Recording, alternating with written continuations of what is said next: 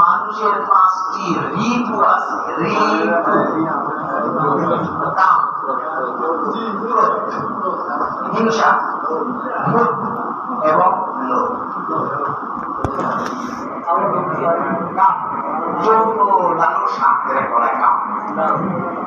অবৈধ ক্রোধ, যে ব্যক্তি রাগকে কমাতে পারবে সেই হচ্ছে প্রকৃত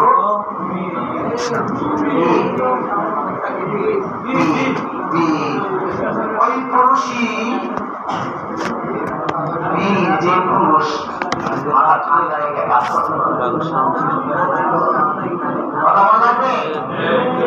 তাহলে এই 5টা ঋতু এটা কিন্তু আমাদের জানা দরকার। এগুলো আমাদের সকলের মধ্যে আছে, সকল মানুষের মধ্যে আছে। যাই হোক আমরা